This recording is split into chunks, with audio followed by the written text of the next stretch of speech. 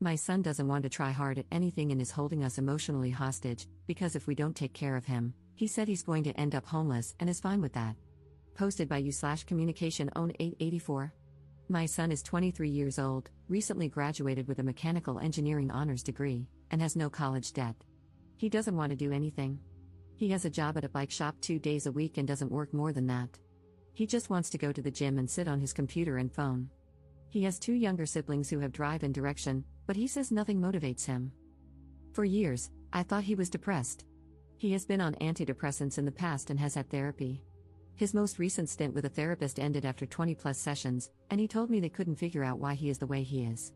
Out of desperation, I spoke to the therapist, who told me he didn't think my son was depressed, but that things are hard for young men now and he needs time. He has been tested for ADHD and is on medication for it, when he can be bothered to collect the prescription. He doesn't believe he has ADHD, by the way. He has burned bridges with friends and is burning bridges with us. He makes his own meals and takes them to his room to eat, despite being told he has to be part of the family if he's living here. We charge him rent but made the mistake of telling him we were saving it for him when he moves out. Starting this month, I'm deducting money for bills and food. He is rude to his siblings, doesn't help out around the house, and does nothing to contribute to the family. I want to give my son purpose, and we've tried everything, and I mean everything. I have spent countless hours talking to him, asking how I can help. He doesn't know. I've suggested he take a year off to do volunteer work, travel abroad, or work a menial job until he figures out what comes next. He wanted to move to California, where we used to live, and settle in San Francisco until he realized he couldn't afford it. I can't bear the thought of kicking him out, but I see no other option. I feel like we are being held emotional hostages, and the stress is unbearable. I am so upset that one of my children is like this. I feel equally responsible and resentful. I'm terrified that if we kick him out at the end of the month, he will end his life, sleep on the street, or never talk to us again, but I am at the point where something needs to happen. It is ruining my life, my marriage, and my relationship with my other children. We have given him another deadline of the end of the month, but I am struggling to make it that far. Relevant comments. Commenter. I feel like I'm in the same position. I did what people told me to do, admit that I need help. I've been unmotivated for years. I sit in my room constantly. I only work 3 days a week, doing the bare minimum. Crap, I didn't even graduate high school. I admitted to my doctor that I needed help. I was constantly feeling terrible about myself, no purpose. In my case, I feel like I've let my family down. I feel like I don't fit in with them. They tried talking to me about it, but overall, it just felt like they were victimizing me, asking dumb questions like, "Why are you depressed?" I don't know. Part of it is purpose. Nobody needs me. If I disappeared today, sure, people might be sad, but nobody needs me. This might not be what your son's going through, but I thought it might help to get a perspective from someone in a similar situation. To be honest, though, he's doing way better than me. I'm 23 as well, living at home. Ops response. Hi there, and thank you so much for responding, it's really helpful. You sound very much like my son. I have no idea how to motivate him, and we're down to the wire. Perhaps having to put a roof over his head will be the motivation he needs, although when we talk to him about that, he says he doesn't care and that he'll be homeless. It's hard to know if he's serious or just being immature. He has never made any real decisions his whole life, and for one reason or another, we made some for him. We shouldn't have, we should have let him fail earlier on, but his dad couldn't do it. Now, my son doesn't know how to make decisions and has spent so long alone in his bedroom that he doesn't really know how to operate in the real world. This is why I'm worried about kicking him out, but if we leave things the way they are, he could still be living at home at age 30 or 40, and he isn't nice to live with, so it's not something I'm prepared to do. Update 5 months later. Op commenting on another thread posted in r/UK that was titled, How to Get My Child Moving in Life. Parent of a child in a similar situation until I took action. My husband took the same stance as you, that nothing much could be done. We disagreed to the point of real marital stress. I had an epiphany and waited until he left for a business trip, then tackled the problem. My house, my rules. I removed my son's computer, phone, and all other devices and stored them off-site. My 23-year-old threw a fit and stayed in bed for 3 days, not moving. I checked on him to make sure he was alive, took him coffee and food, and talked calmly. After day 3, he got out of bed, sulked, then went back to bed again. This time, I did nothing, no food, no water, no conversation. He stayed in bed in a dark room and wallowed.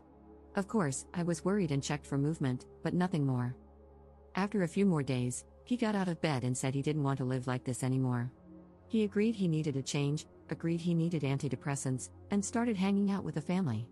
I gave him his phone only when he left the house. Want access to the internet? Go and get it, I will not provide it. That was in January of this year.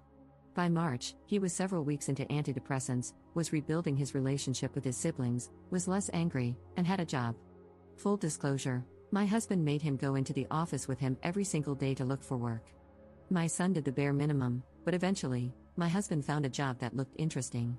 He applied and got it. It's just a job, not a career path, but it has changed our world. My son now works full-time and has kept his old weekend job. He now works about 10 days in a row, then takes a day off, by choice. With his first paycheck, he bought some new clothes, the first in several years, and some accessories for his bike. He's also made friends at his new job and goes biking with the guys after work. He's found his passion for biking again. I cannot stress enough the utter relief we feel. I can now sleep at night and no longer worry about him. Sure, he needs to figure out a longer-term plan, but for now, we can sit back and watch him rediscover the world, and realize it's actually quite a nice place. You can do more. You can give her purpose. Stop facilitating her lifestyle. Take away her internet access. It could be the motivation she needs. Good luck, I know it's hard. Second update 6 months later. Up here again. I want to provide an update for any parents in the same boat who stumble upon this thread. It's been a year since my original post, and our lives have changed unrecognizably for the better. After my son started work, his confidence grew, and his self-esteem improved. He had purpose. Over the last year, we kept revisiting the move, and sometimes things got heated, but we stuck to our guns until we gave him a hard deadline. The deadline came, and we made him leave the house. It was so hard, we didn't sleep for 2 days, and my husband caved and asked him to come back. The shock of us making him move into a hotel had the desired effect. It took several more months and lots of reminders, but he eventually found a place on his own and moved out last month. He is now living independently, just a few minutes from his work, and is loving it. He enjoys earning money and paying his own way. He has experience buying a washing machine, learned how to plumb it in, and understands that sometimes you have to take a day off work to accept deliveries. He is learning that no one is going to unpack the boxes but himself, and that if he wants food, he has to go and buy it, even if he's tired. We offer our help and have, of course, helped a lot, but we haven't picked up any pieces. This is all on him. And best of all, our relationship is getting back on track. He comes over every Sunday for dinner, hangs out, and catches us up with his news. He is feeling so good about himself and loves standing on his own 2 feet. Relevant comments. Commenter. It turns out that many people are weirdly happier and feel more purposeful when working, even at a crappy job, compared to having no job at all. I spend most of my work shift dreaming about playing video games, and I resent having to waste the best part of my life slaving away at my desk. But when I'm unemployed and just screwing around, those video games really don't keep me entertained. They become just something to do to pass the monotony of doing nothing important. However, I treasure my time playing after work when my wife and I are side by side, enjoying it together. Commenter 2. I think this sort of hopeless, unliving existence is on the rise, at least in the US and other Western countries. Lots of young people just don't have lives to start with. Our economy is screwed, there's no reason to believe hard work will ever pay off in the way we were promised, and pure distraction is pushed at us from every screen, and there are a lot of screens around. It's also definitely a privileged affliction. People who don't have parents to subsidize their non-existence obviously have to work enough to pay for their essentials, even if they're still depressed or purposeless. I think it also stems from the disparity between how middle-class kids expected adulthood to look and what living in our society is actually like. If you expected to get your degree, immediately land a solid job, and begin pursuing a spouse and family, hitting the real world today must feel like crashing into a brick wall at full speed. I have family and friends stuck in this same sort of hole, and it's terrifying to see someone you love trapped in what seems to be a type of suicidality. They don't feel like there's any point in living, but they're not miserable enough to actually take action to harm themselves, so they live in a constant, feckless fog, trying to distract themselves from the pain.